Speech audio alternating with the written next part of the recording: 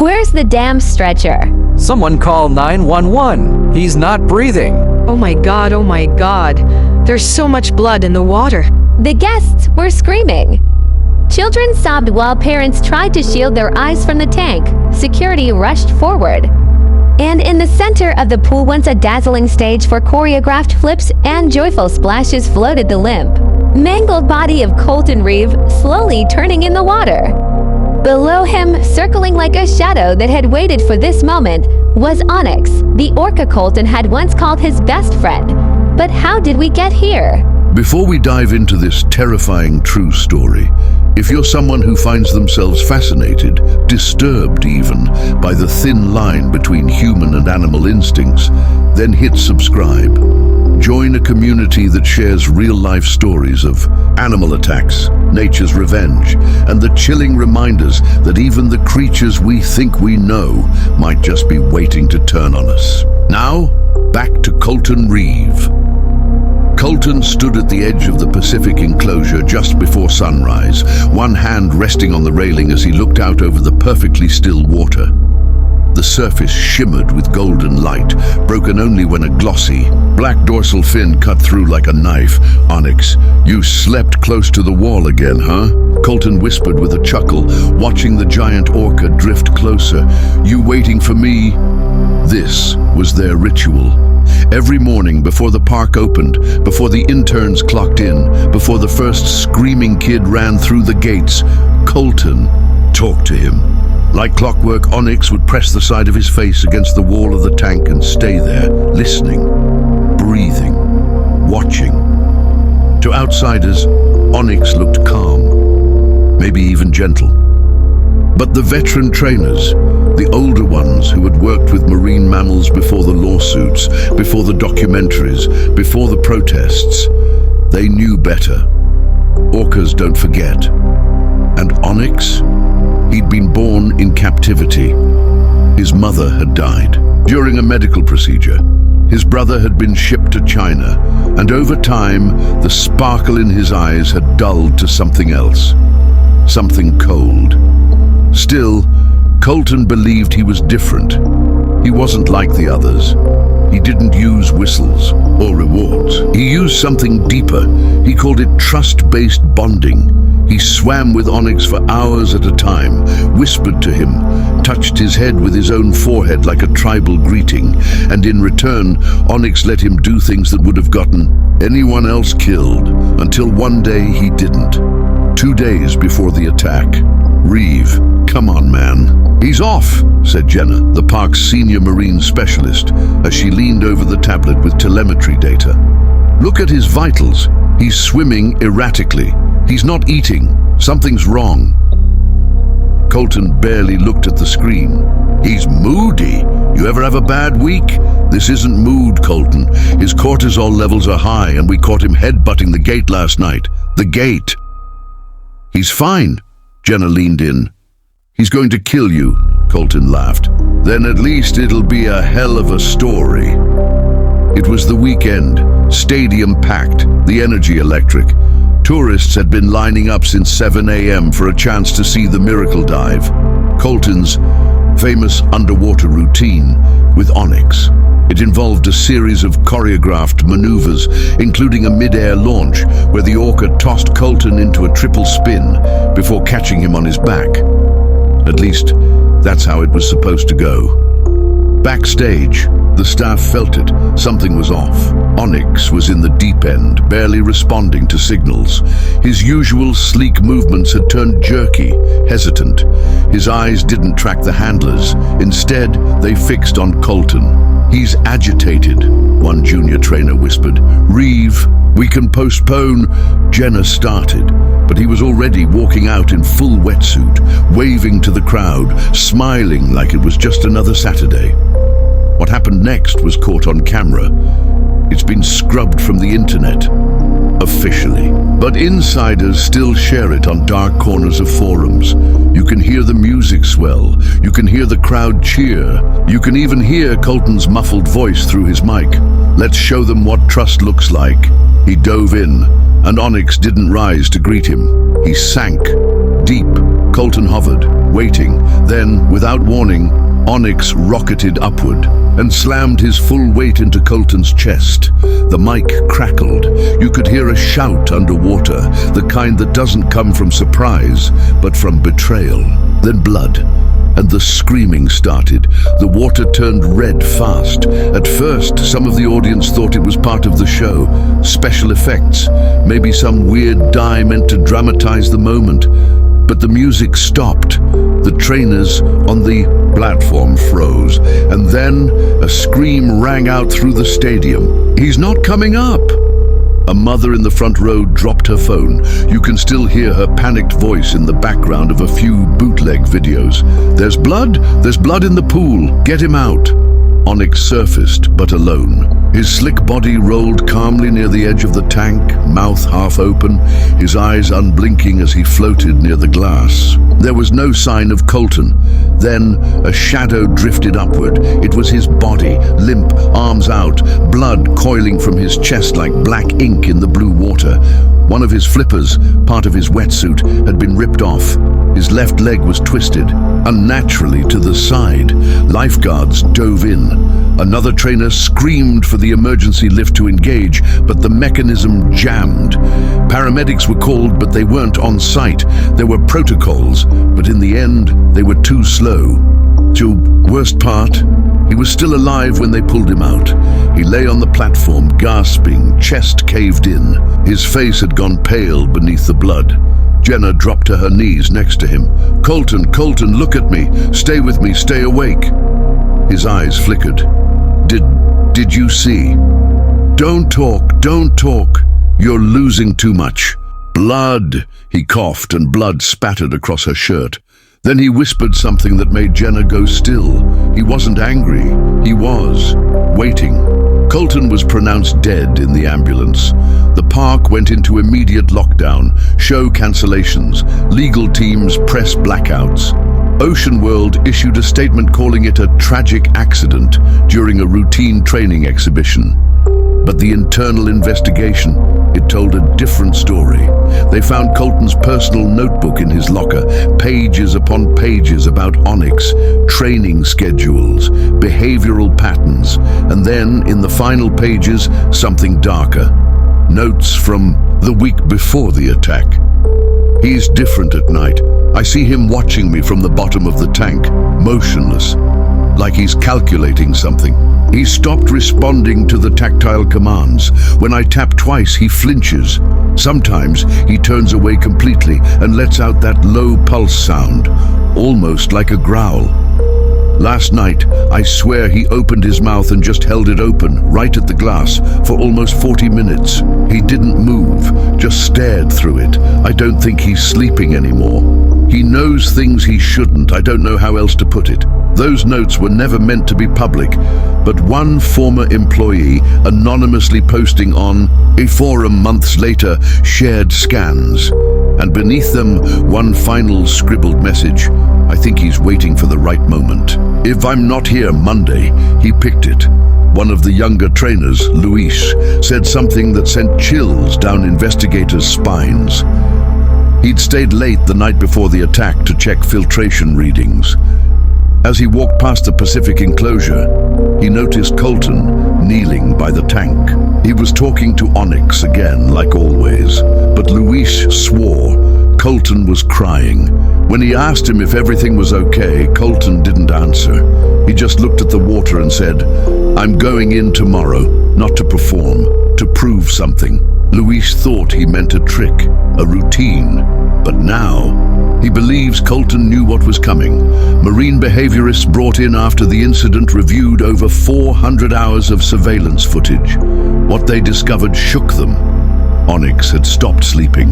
Not once in the 7 days prior to the attack did he enter deep rest mode. Instead, he paced the tank at night, slowly, watching, circling, and then stopping, always in the same spot, right near the glass where Colton would kneel. Some believe Onyx had entered a psychological break, a known but rare phenomenon in long-captive orcas. Others believe he had learned that his size gave him power and that his performance was no longer a choice. It was servitude, but a third theory emerged, one much darker. Onyx wasn't broken, he wasn't traumatized, he was waiting. A week after Colton's funeral, a grainy, leaked clip appeared online for exactly 12 minutes before it was removed. It showed the underwater camera feed from the moment of the attack, but it wasn't the impact people fixated on. It was what Onyx did afterward. After he struck Colton and watched his body float, he didn't swim away. He circled him, slowly, nudged him, bit down gently on his arm and released. Then again, harder, like testing, measuring, understanding the fragility of the creature he had trusted for years. And then he looked directly at the camera. No blinking, no bubbles, just those black, endless eyes locked onto the lens, the kind of look that says, "I know what I did, and I could do it again." Ocean World reopened the Pacific enclosure, quietly.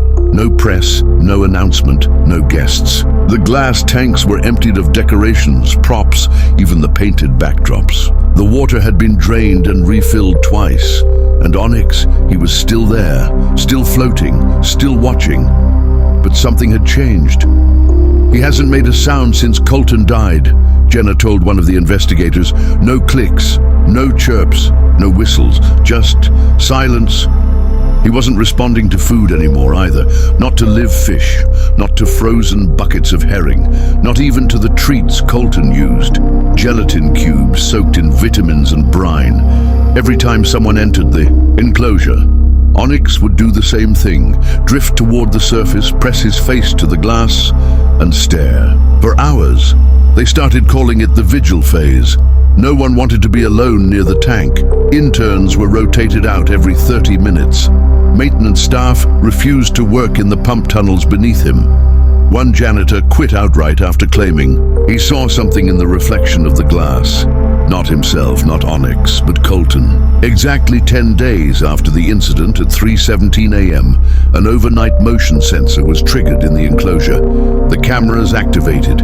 What they captured was short, just 11 seconds, but deeply disturbing. The footage shows Onyx in the corner of the tank, unmoving, facing the emergency lift platform, the exact spot where Colton had been pulled out of the water. Suddenly, Onyx lunges upward, breaching the surface, and lets out a sound so low and guttural it barely registers on the audio. Then he dives, but this time, he doesn't come back up. Staff arrived the next morning to find Onyx lying completely, still at the bottom of the tank. No movement, no breath, just floating, dead. They never released the cause of death to the public, officially. Natural complications, unofficially. It was ruled psychological shutdown. The leading Marine, veterinarian on the team, described it as behavioral catatonia, a total collapse of instinctual functions. It's a rare occurrence, seen in highly intelligent, emotionally driven creatures exposed to overwhelming trauma. She said it was like watching a brain decide to turn itself off. 6 months later, Jenna agreed to sit down for one interview. She looked hollow, different. Her once proud blue uniform now loose and faded. The interviewer asked her one question that silenced the room. "Do you believe Colton's death was an accident?" She didn't speak at first. Then she looked up and her voice cracked. "I think it was planned." The interviewer leaned forward. "By Onyx?" "No," Jenna whispered. "By both of them." Later, it was discovered that Colton had logged private videos to a hidden hard drive in his apartment. In those videos, Colton narrated detailed reflections about Onyx, his behavior, his silence, the shift in their relationship. But one video, dated 4 days before the incident, changed everything. Colton sits in front of the camera, looking tired, eyes red. He's not like other orcas. I used to think I was training him, but now I'm not sure. Maybe he was training me. Maybe I've just been keeping him calm, like holding a grenade and hoping it doesn't roll over. He exhales sharply, glancing off camera like he heard something. I'm going in on Saturday. I want to know what's left of him, if there's still trust, or if I've just been pretending to be safe. He cuts the video. That was the last file. A full year later, Ocean World demolished the Pacific enclosure. It was deemed a hazard to future infrastructure. During dismantling, workers were instructed to salvage what they could. Most of the large glass panels were broken down for recycling, except one. The largest piece, the one directly facing the platform, had something etched into it, deep enough that it hadn't faded despite months of water pressure and sun exposure. Some thought it was vandalism. Others believed Colton had scratched it with a dive tool during one of his final swims. It simply read, "He knew." They say the Pacific enclosure site was paved over and turned into a backstage equipment lot. But workers still report strange noises late at night, splashes, clicking sounds, even distant murmurs that seem to echo underwater. A new trainer, hired long after the tragedy, once claimed he saw movement through the gate while walking alone. One night, he reported a massive shadow slipping through the drained tank. When he blinked, it was gone, but the water was bone dry. The Ocean World case was closed, at least publicly. No lawsuits from the family, no press releases from the park, no criminal charges, no protests, just silence. Too much silence. Then came the voicemail. A former trainer named Devon released an audio clip to a small private subreddit of ex-Marine performers. It was a saved voicemail, timestamped 2:12 a.m., the night before Colton's final dive. In it, Colton's voice sounds off, shaky, like someone on the edge of something irreversible. "If I die tomorrow, tell them I wanted it this way, not because I gave up, because I had to know. I had to look him in the eye and ask, do you remember who you were before we put you in this glass cage? And I swear, sometimes when he looks back, I think he's asking me the same thing." Beep. The file ends. A junior trainer was found unconscious near the abandoned Pacific tank. Her shoes were soaked, her radio crushed. She had no memory of how she got there. Just one thing, a deep scratch down her forearm that hadn't pierced the skin, but ran nearly the entire length of her arm. When asked what happened, she only said, "He told me not to go in, that the water wasn't for me." Who told her? The tank was empty, and Colton had been dead for 6 months. A year to the day of the attack, park security found something on the wall of the training corridor. A scratch, 4 feet long, straight through the drywall. It matched the curvature and spacing of an orca's teeth. No animals had access to the area. The gate was sealed. Cameras were offline for exactly 7 minutes and 34 seconds. An unexplained outage they blamed on routine maintenance. But no one ever admitted to scheduling it. So now I have to ask you, do you believe animals can remember what we'd rather they forget? What happens when a creature that spent its life performing decides the show is over? And what if Colton didn't just train Onyx, but made a deal with him? A silent, wordless pact. You stay calm and I'll keep you company. Forever. And maybe, just maybe, Onyx held him to it. This story isn't just about an animal attack. It's about boundaries between species, between trust and power, between silence and secrets. If you're still watching, you're part of a rare community that doesn't look away from the truth. So if you want more true stories about the dark and unspoken relationships between humans and animals, if you want to be part of a channel that digs up what others try to bury, subscribe now. Tap the bell so you never miss another real-life nightmare. Share this video with someone who thinks they know how far loyalty goes, because sometimes loyalty is the deepest cut of all. And just like the tank that once held Onyx, some stories are impossible to drain.